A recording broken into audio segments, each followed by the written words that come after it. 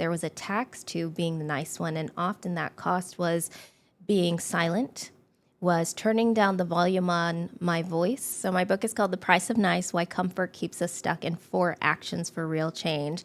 And this book really is a reflection of the last at least 12 years, probably more like 20, of learnings from across my career. And I had noticed that throughout my life, I was known for being really nice.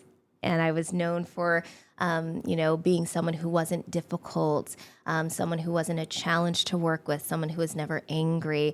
And I wore that for many years in my career, especially, but also in my home life and in my communities as a badge of honor. And what I realized over time was that it came at a cost. There was a tax to being the nice one, and often that cost was being silent, was turning down the volume on my voice, and in many instances betraying my values and my boundaries.